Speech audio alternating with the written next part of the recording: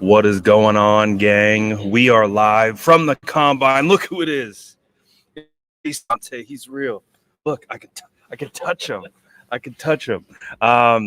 So what we need you guys to do before we get started, let us know that you can hear both of us. Yes. And you'll be our producers for the show today. But basically, we're here from the combine. We're going to talk about everything that's been going down and go from there. So make sure you drop your spicy sourdoughs in the chat. Smash that like button. Let's get it. That's Jason Aponte. I'm Brad Graham. We're going to get into it all right now.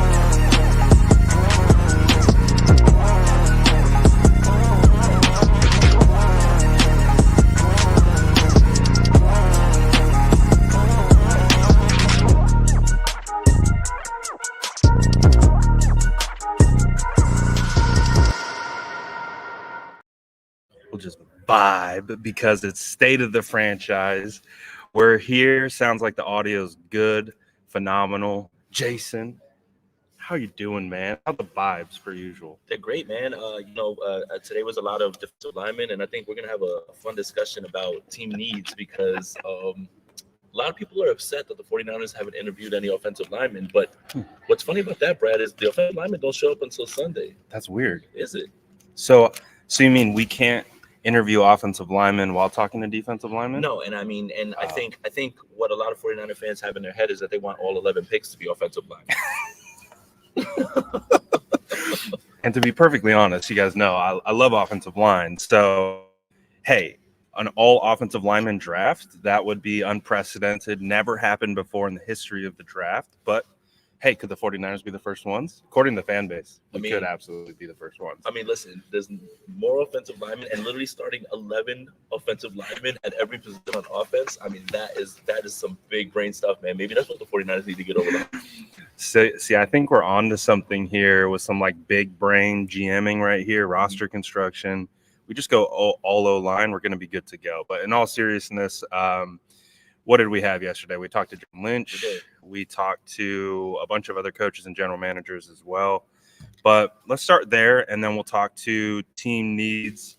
We'll talk about everything else. But what was your initial takeaway from John Lynch and that whole situation? You know, it felt like yesterday was a very pressure-free press conference in terms of the fact that now the 49ers don't have to answer questions about the quarterback anymore. Yeah. And I think that's why you saw a little bit looser. John Lee saw that the scrum wasn't nearly as big as it was in many years because Trey Lance and Jimmy Garoppolo were obviously a part of the equation.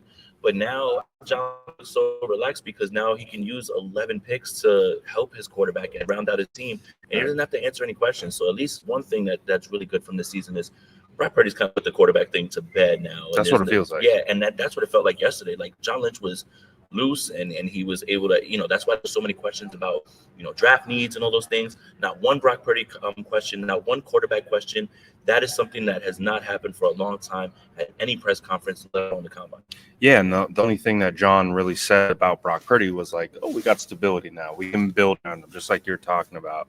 So I agree. Like, what's the biggest difference, I would say, from last year versus this year? And we were talking about it, right? Because last year's combine, Purdy couldn't throw. Mm-hmm. We didn't know if he was ever going to be able to throw again. That's honestly a possibility. Trey Lance was still on the roster.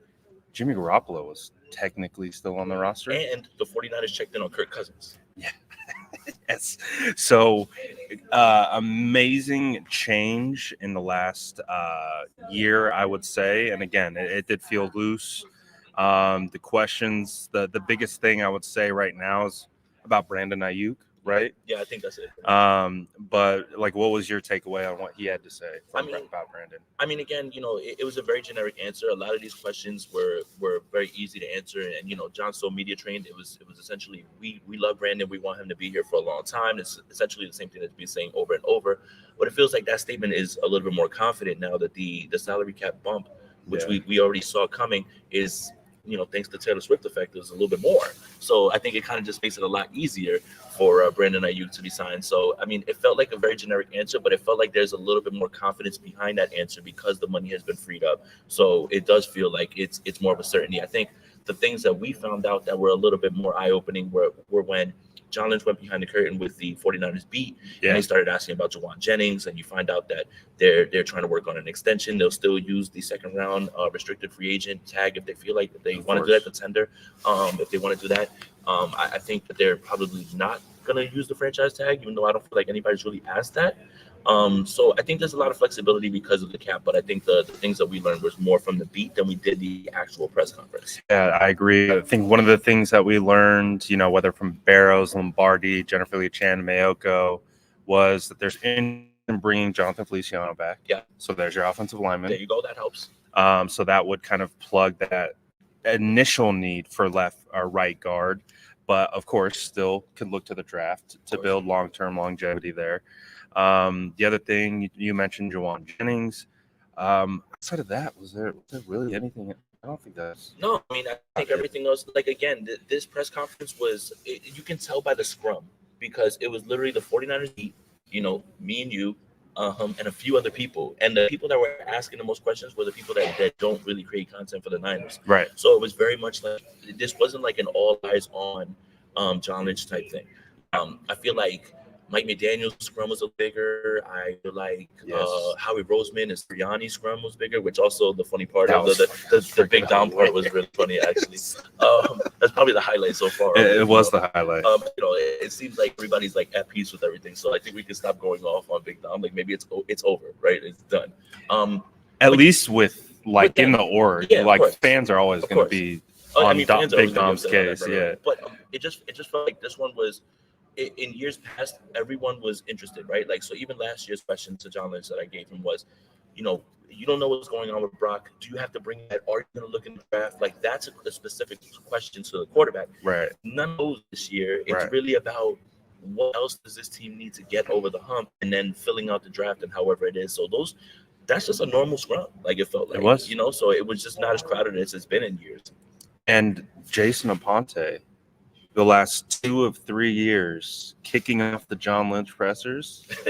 Congratulations. It just got too quiet in the beginning. No, it really was. There was like that little silence, and you're like, all right, let's go. It's time to cook. In years past, you usually just sit there and you defer to the longest tenure, that be Matt Miyoko, whoever's there at the time. But once John left the John quote, everything got really quiet, and I was just like, all right, let's go. And then that's when I asked the question about what's the draft strategy, best player available, and are you drafting for need? Obviously, he gave a generic answer as well too, but I do think there are little things in there that will tell you that I think it depends on round, it depends on what the situation is, what players on the board. But he did say we like drafting good football players, and they have kind of jumped away from value from the outside. Right, like how other people perceive value in terms of, well, you took him here, you could have taken him here. Yes. They really just don't care. It's just like we're just going to get you in, and they get their guys. They clearly have their own board that they go to. They're not worried about outside perception, which, to be fair, is true. And he did talk about that. I think it was Mayoko who asked the question about how do you gauge perceived value from other teams, other GMs? How do you try to slot it in? Right. What'd he say? It's hard to keep this guy's big head out of the shop. Mine too, as well. I take up like 2 frames. No, we got asked to move a few times. We're just like, get out the way. I had a guy like a cameraman. Oh, heyo. Speak to the Wi-Fi. There we go. I had a cameraman come out the back and give me one of the shoves to the ribs. Hey, can you get out of my shot? He was really upset. And then Brad's there with his big. I got my big ass camera, dude. No, it's crazy. But let's talk about. So again, it was low key. Again, also too, I think we talked about this last year. It's like this setting isn't a setting to go full court press anyone from. Like obviously you can ask questions. We heard about the Brandon Ayuk and those types of things, but there aren't any pressing needs. All the things about the Super Bowl have been addressed. They've been answered. Like we're going to rehash it. We're going to say the same thing over again, hoping for a different answer. Right. That's just not the point of, I think, this time. This time it's a new year. Yeah. It's a time to build the roster out and turn the page. So it's like, those are the questions that are being asked. What do you say? Yeah, absolutely. Again, if you're gonna try to rehash something in the Super Bowl and ask the general manager about it, when the real questions that we need answered are from the play caller and the head coach, most likely, you're probably just like doing it for a clickbait reason or just trying to get a viral quote. But John's too smart for that. Like John, like Yeah. regardless of whatever it is, and I love when people are like, well, I'd ask this question and force him. He would DC dip and twirl you. Like, it doesn't matter what question you want to ask. John Lynch isn't gonna give you whatever answer you think you're entitled to. Right. So Exactly. if you want to ask a question like, would you trade Brandon Ayuk for this guy and this guy and this guy, he'd be like, look, I'll do it right now. All options are being considered, but we love Brandon Ayuk. We want to keep him around, and we think he's a staple of our team. There's your answer. So, like, asking a question and asking a tough question doesn't mean you're going to get any answer. Like, John Lynch is not going to fall for that. So, guys, this press conference felt more about, hey, what's the draft needs? What are we looking at? But the beat's not going to ask those questions, because when they get their own time, they're going to ask the questions for their articles. And I think that's something that we all need. Of course. And this is a time of the year where we are speculating on players that can be added, going, all of this. They are not going to speak publicly about any of that. They're never going to do that. So that's why we just stay away from it. But anyways, let's get into the main topic. I think that's developed since we've been at the Combine. And I've already seen a ton of questions in the chat about it. And it's basically revolving offensive line, or the conversation around the offensive line. So basically where we stand is 49ers fans believe that the offensive line is the biggest pressing need. What is just your kind of overall, I guess, opinion on that and the conversation surrounding that? Well, the thing is obviously offensive line is a need, and it has to be addressed in the draft, right? It could be addressed in free agency, right? Like the Patriots lineman that you've been talking to, somebody who I think is on the table. A lot of people are saying that could be something that is Robert Hunt potentially from the Dolphins. So it could be a multitude of things, right? You bring in veteran guys, but the only way you really address this line is if you do it with a younger guy, right? And the 49ers have taken their shot, right? I think the Burford thing is starting to show itself to be maybe on the bad side right now, at least a little bit, unless there's a big change that happens. Right. I think Aaron Banks is going to be the left guard for a long time. I think that's fine. But in terms of like center, Jake Brendel's always been kind of a stopgap. You still haven't really found a guy like to be there. Then right tackle is always going to be the issue, right? So, but the issue is, and this is why I asked John Lynch, best player available in, right? And one need doesn't go over the other if the board's not falling right. Right. And what we were talking about is everyone right now is like, why is everybody talking about defensive line? Why is everybody? You need to address defensive line. The 49ers have about 5 defensive linemen under contract right now. Chase Young, Gibbons, all these other guys are free agents. Kinlaw, they're all free agents. So don't again, taking 5 offensive linemen and not addressing defensive line if there's a better defensive lineman that's available right there. Like the last 2 mocks, and I just wrote an article about Niners Nation. 2 months I looked at have the 49ers taking Chop Robinson. Right. And that's why I started digging into him a little bit more. Yeah. And he's someone that everybody in the description says elite traits, fast. Chris Kosura can get his arms around him. But if you just wanted to be O-line, and then you end up taking a back end rusher who's not going to be able to help you and be in the rotation now, that's the dichotomy of this argument. Like it's you want offensive line, you need it, but if there's a defensive end to help you because you have so little and you still need an impact guy, right? Why would you eschew that just because you need offensive line? And I think the hard part that I'll say, like, the casual fan understands it, or doesn't understand, to kind of like the way that we look at roster construction, and especially with the draft. I think you talked about it. It's like about value. How do you value these guys? BPA versus need. Yeah, you could absolutely go interior offensive lineman at pick 31 because you perceive it as a need, but is that the best value? And one more thing, it's a lot of people just continue to tell me that this is a deep offensive line group. Exactly. So there's guys to be had later on too. It's strange because that's what everybody is saying is deep about this draft. I don't think it's as O-line and D-line are deep. Exactly. So it's like I don't want fans to freak out if the 31st pick is an edge rusher. I feel like it's going to be. I think so too. I really feel like it's going to be. So too. So, and that's the thing that I've, talked my stream about, and, talked to people who mess with me. It's like, I can find you every single year, like clock, a starting caliber interior offensive lineman round 3 through 5 like it's nothing. I can do it every single year. You can even find, if you look at Lucas, 3rd round pick, Zach Tom, 4th round pick. There are plenty of examples of finding value at O-line later, but you don't find that same success with defensive line. It's flipped. So like that's the thing when it comes to roster construction, and you're going to start seeing all these mocks coming out. It's like a lot of it's going to lean more towards the premier positions. The premier position is edge, left tackle, quarterback, those kinds of positions. Interior offensive linemen, you can take guys that are mediocre tackles and kick them inside, and they become plus guards. But you can find that at a value, right? Because they're technically tackles, but you can convert them, and that's the reason they don't go high, is because there's work that needs to be done. They need to shift inside. They need to learn new techniques. So that's the thing with the roster construction. It's like you have to go, we would say best value, best player available, the best guy you can get regardless of position, and that's probably going to be defensive line. Right. It's probably going to be edge. Especially early on, just because, again, like I don't think D-line is as deep as O-line. So you gotta take a swing on those first round guys, like, because there are guys later on.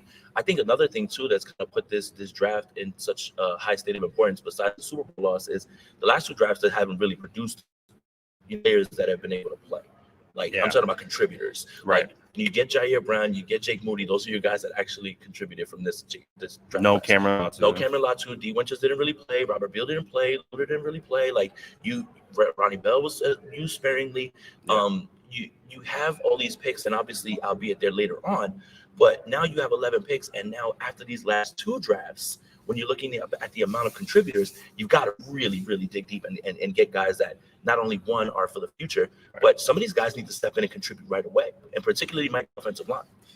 And that's kind of, again, back to the conversation about roster construction. It's like, do you really want to rely on a potential rookie to come in and have to start? I don't think that's what you want. Right. I think if you're looking for an upgrade at offensive line, you have to look at free agency.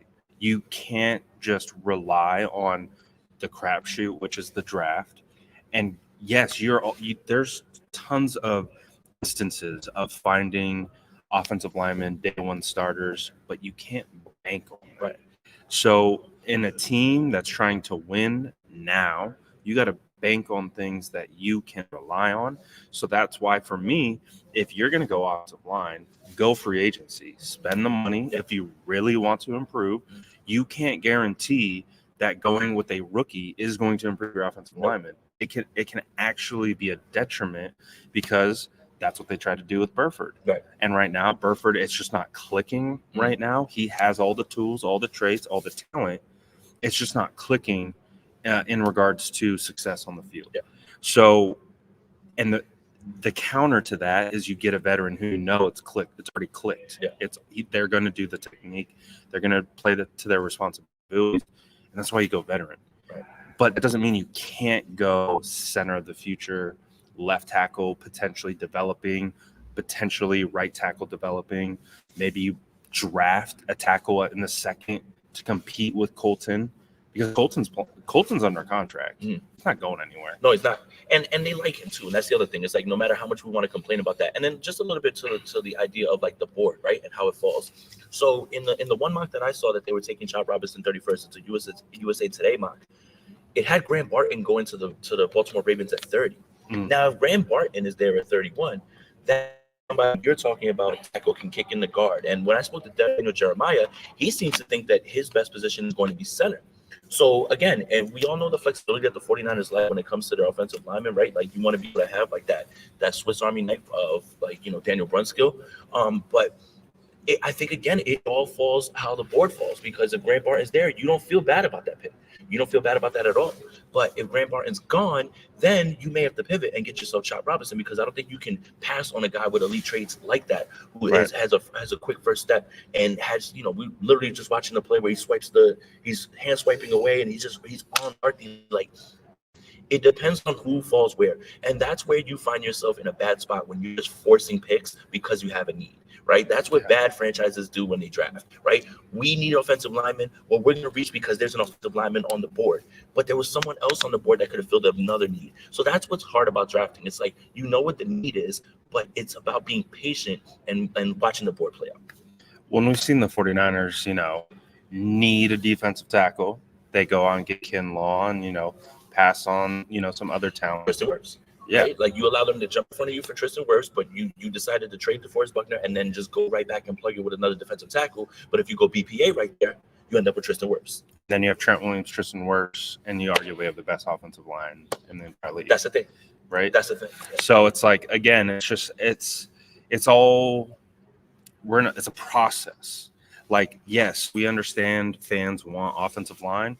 I, more than anyone, want offensive line. It's something that I've been calling for since the very beginning, and they're sparing with when they go after it. Now we've seen them, go with Banks in the second, Burford in the fourth. They've made some of those investments in the draft, but again, you can't necessarily look at that for the upgrade. You got to look at that for development. You got to look at that for the future. And so it'll be fascinating to see. But all right, so can I get a little spicy real quick? Get spicy. All right. It's the amount. All right, so remember, today's the defensive line. Today. Defensive line? Defensive. Oh, defense. Yeah. So today's defensive line. So any question that's going to be asked to any prospect about meeting with the 49ers, and people are in your comments yelling, that's not O-line. You have more patience than I do. I mean, what do you want us to do? What do you want the 49ers to do? It's the defensive line is only today. Yeah. Offensive line is Sunday. I'm sure Sunday, when they start asking who they met with, you're going to hear offensive linemen who have met with the 49ers. Yeah. I know that if this is falling on deaf ears, but I need people to relax. I need you all to relax. Everyone relax. Everyone relax. We can't do O-line interviews when they're not here until Sunday. We can't figure out who they met with until they come on Sunday. And you know that they have to draft defensive line and offensive line. Defensive line is absolutely a need when you run down how many defensive lines, the line players that they have under contract, and the ones that are free agents. Chase Young might not be back. Kevin Gibbons might not be back. Kinlaw might not be back. Sebastian Joseph Day is also a free agent. There's maybe 4 or 5 defensive linemen that are under contract right now. It's absolutely a need. It's just hilarious that everybody's losing their mind. That's not an O-line. They're not here. They are not here. and Jason, they have 11 draft picks. 11. So that's why we were joking at the beginning. We're going to see the first ever all offensive lineman draft, all 11 picks, all offensive linemen, just to make the fan base. I mean, 11, and then that's it. And guess what? When the 49ers do it, they're going to say to fire John Lynch for doing that. Hold on, but the big brain thing is we need O-line. We need O-line so bad that here's the offense you roll out. 5 offensive linemen, O-line is at quarterback, O-line and running back, O-line and wide receiver, O-line at the other wide receiver, O-line and tight end. Damn, 11 football where it's all defense and it's all I would big boys. actually love to see that. I'm going to take Trent Williams. I'm going to flex him out wide. He's going to play the X, and then we'll just backfill it from there, and we'll just see what happens. But no, it's funny because like this comment is nonstop all over any of the stuff that's coming out because it's all D-line. Right. And then again, the notion that defensive line isn't a need is insane. It's borderline idiotic. Yeah, it is. Like, and again, we love you guys. Like, you guys are awesome. We're not talking about you guys. You're the fans. But it's like the comments that we get saying that defensive line isn't a need, and it's like, you said I was patient. I bit on a comment. Yeah. And I said, what are you talking about? It's not a need. We only have 6 defensive linemen under contract right now. And the guy lists 6 defensive linemen, 2 of them which are free agents, which is him explaining why we don't need defensive line. Mm-hmm. And I'm like, this is why I don't engage sometimes with some of you, because it's pointless. Right. But what we're just trying to do is put it into context, right? So could absolutely go after offensive line in this draft or free agency. And that's the thing, in 2 weeks, if they sign a big time guard, that completely pushes the can for offensive line minimum like third round. And then you remain flexible in the draft. So I think everybody has eyes on what they want in terms of like a franchise center or a guy, right? Of course. Right. Okay, that makes sense. I understand. But there's different ways to skin a cat. Some of it can be in free agency. Some of it can be in the draft. Like perhaps you want to take a shot on a guy who might be a little bit more of a project, but you have someone who can step in right now. Stand-up 49er fans are kind of done with the stopgap thing. It's kind of like why we've gotten to where we've gotten in certain spots. They want franchise guys at every spot. Who doesn't want? And that's very fair. Right. But I think the 49ers have eyes on both. And so the same thing is in the defensive line. It could be, again, free agency, maybe some in the draft. Like, again, you kind of hoping that the light comes on with Drake Jackson. You're kind of hoping that these other things happen. You don't know if that will happen. Right. And that's why John Lynch kept saying, we just draft goods. And just because something's not a need today doesn't mean that it will not be a need down the line. And that's why the best player available approach is so popular, because yes, you have needs of certain things, but if you have a player that is dominant and you end up like passing up on Tristan Wirfs for a need, that's when you end up with, unfortunately, like what happened with Javon Kinlaw. Of course. And it's like, again, there's multiple ways to go about it, but that's what makes the roster construction process so fascinating. And it's something that you and I have followed for a long time. So we're not naive to it. Like, we totally understand that you have to, one, still go through free agency. And then once you go through free agency, that's when you really start to prioritize your needs and things like that. So that's kind of where we're at, right? So to kind of put a bow on the entire offensive line thing, the San Francisco 49ers are absolutely going to look into offensive line. They're going to do their homework, but they can't reach on offensive line either. No, and they can't reach on defensive line either. Exactly. And that's the thing. It's all about how the board's falling. And I think, again, free agency is going to be very telling because of who they bring in, and draft strategies change when you build rosters that way. So I think as of right now, because we're at the combine, because we're talking draft, everybody is just dead set like this is the team that they're going to have going in, and then they just got to add everything else. And there's going to be other players. Like we still have free agency. To go through. Yeah, we have no idea who else is going to end up being casualties that eventually the 49ers can jump on, right? For a low price. All those things are something that can happen, right? All those things can happen. So roster construction isn't just we're keeping the team that we have right now, bring it back, and we just need to fill the rest with these 11. No, it's not going to be that. There's going to be changes on both sides. So I think it's a process, guys. That's it. It's just a process. The draft part, this scouting combine part is a part of the process. I think the best way to put it is that this is an information gathering process. We're not making decisions. We're gathering information so that once we get through free agency, we have the information that we need. We have the tape. We've got the Senior Bowls, the Shrine Bowls. We've got the Combine and all the measurables and the medical. Then you have the roster, how it's built after you sign your free agents. BA's coming back. Jawan's coming back. These guys are coming back. Feliciano's coming back. That changes your draft strategy. Right. So as it stands right now, which one? The one from Mario. Do you want to answer this one from Boxing Fan? So Boxing Fan, get chopped now, then move up in the second round. Correct, right? And again, this is a deep O-line group. You gotta take on my third line. It can't be both. It can't be both. Like, it just can't be both. Ariel says, would you sign Rob Hunt or Mike Onwenu? That's what I was saying. That's a guy that if you bring in Onwenu, that's a starter. And of course. And that's a guy that's not just going to start for a year. That's not a stopgap. Right? No, that's multiple years. Yeah. So now you're getting him. He's 26. Right. So he'd be 27, 28, 29 if you say for 3 years. Yeah.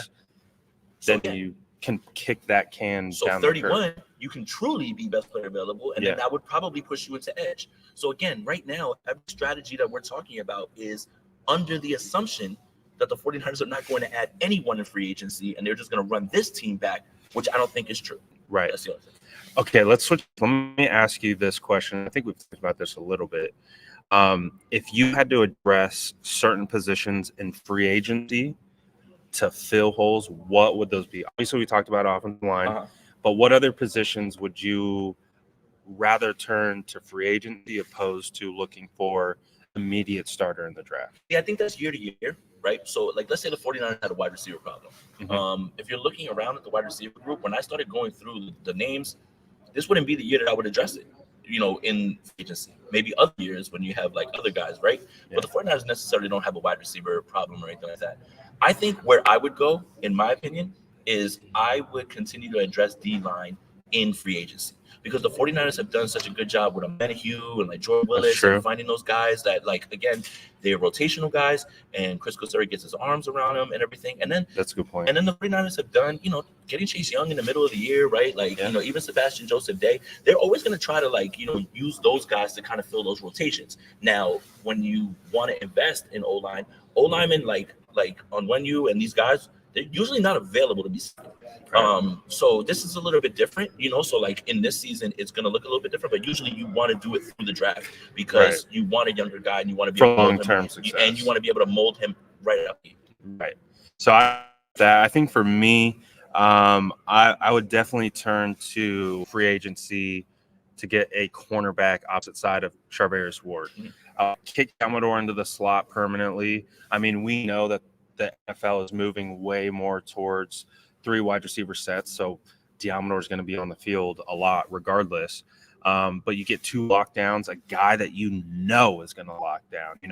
We've seen the 49ers turn to the draft, whether it's Ambry, Womack, now Darrell Lewis Jr., and it's like, okay, those guys, because there's still time for some development with those guys, but it's now, right? So I think for the positions that you're looking for impact or guys that are plug and play, you got to go free agency. So for me, it's cornerback, actually tight end 2. Oh, yeah. Tight end 2, I think, is a guy that they need a veteran, but they can't rely. I was going to say they can't rely on.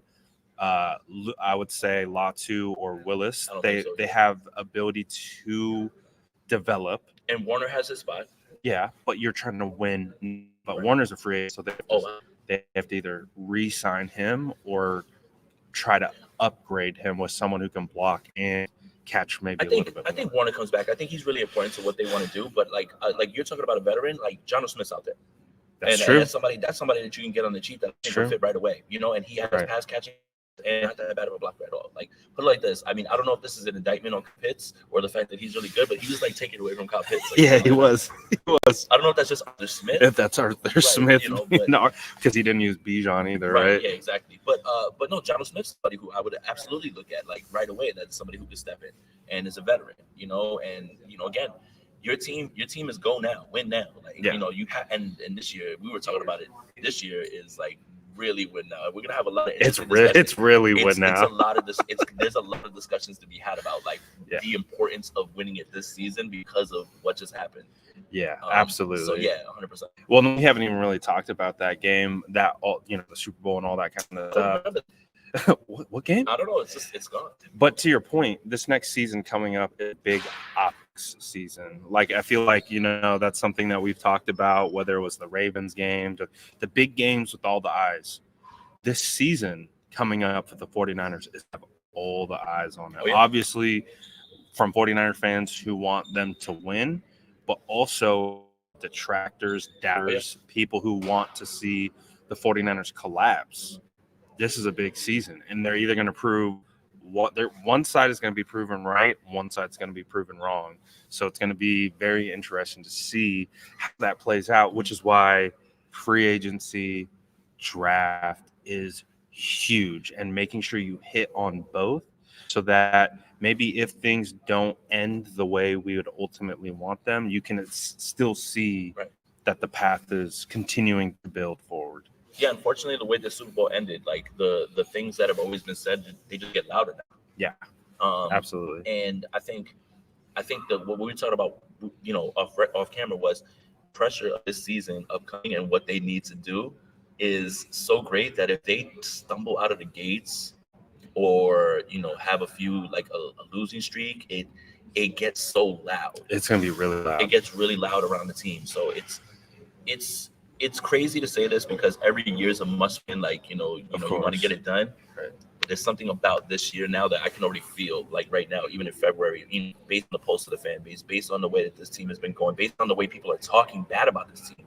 Yeah. This has to be it. I mean, like, it really does. And we're going to be a ratings draw per Yeah. usual. Yes. And it's going to be outside of just Brock Purdy this time. It's going to be, what are the 49ers? Are they pretenders? Are they for real? And what happens after that if they are pretender? It's going to be a wild season. Long offseason. But that's why, at the draft, what we're doing, free agency coming up, it's all about putting your best forward. Yeah, and then, the other thing is, Super Bowl window, I don't necessarily think is closed, but I think what people are forgetting is that other teams are improving as well, too. And it's great that the 49ers have this extra cap space. It was more than they thought, but every team does. Right.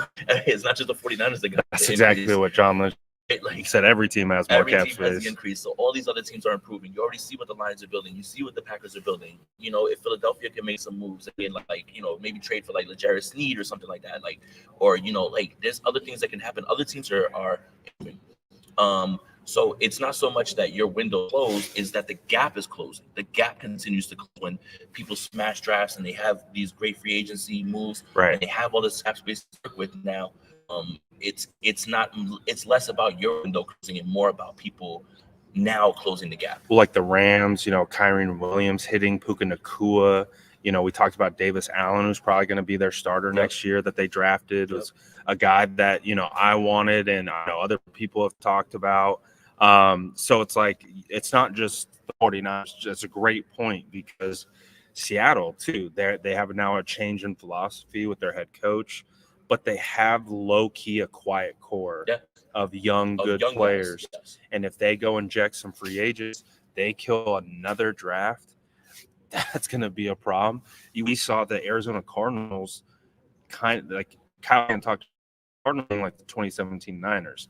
They play way better than anyone anticipated, way harder, more effort.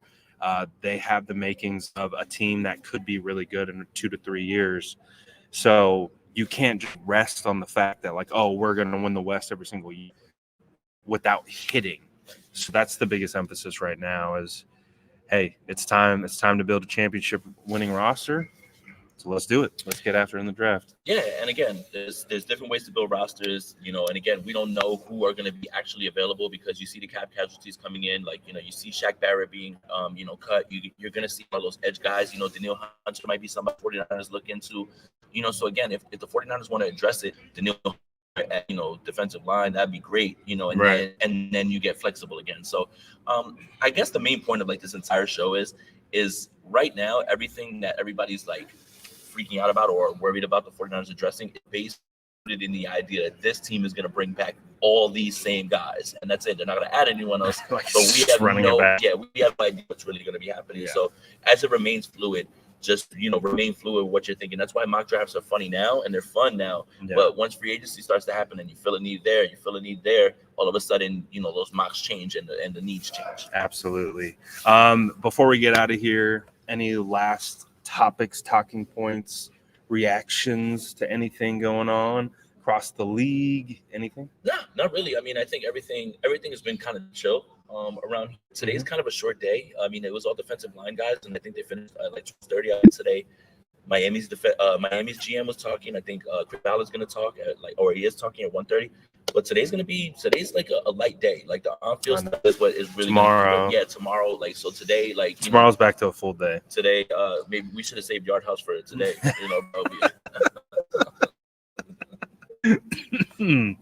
Well, regardless, the off-field stuff is going to be fun. We still haven't made it to the steakhouses yet, so right.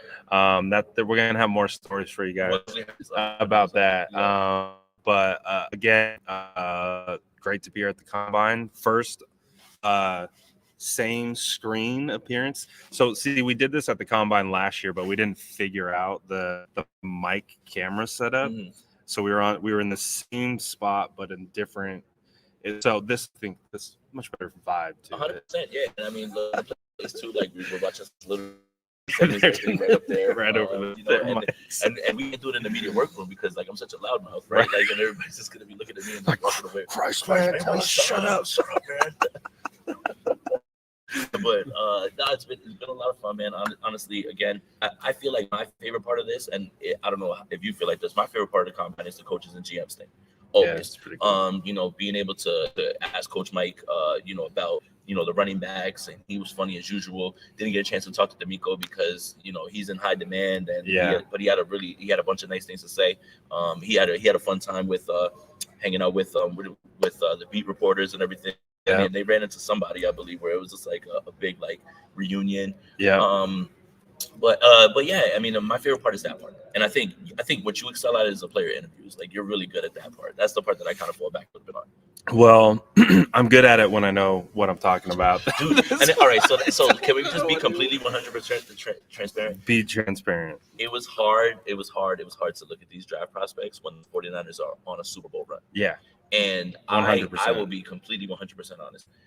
When that Super Bowl ended the way it did, I completely unplugged. I needed time off. Yeah. Because I needed to decompress. Yeah, and I can't look at football right now and grind tape. And not even that, like the like being in the States, you know, talking about the 49ers wasn't something that like I just had to like go back because I, you know, wanted to touch some grass, hang out with my daughter because I had been going so hard all year. Yeah. So I needed a week or two off. And then all of a sudden, boom, you got like a week to like get like in the know with all these guys. Like, you know, go, and it's just it's trying to get into the flow of it. So I feel like this is like probably the most unprepared I've been for any draft situation because the 49ers have been on the entire time. I haven't even done a mock draft yet. Yeah, me neither. That's unreal. Me neither. I'm just gonna do one with all kickers. I'm gonna do one with all linemen. So just Will wait. that make you happy, folks? Just Will that wait. make you happy? 11 picks All at offensive line? offensive 11, just 11. 11. All 11 offensive line. Doesn't matter. Hey, we're winning the bowl with all 11. But appreciate all you guys as always tapping in. Jason, like, just I don't know any of these players, to be perfectly honest. So like we're scouting on the fly before we talk to them. So it's challenging. We finally got some tape.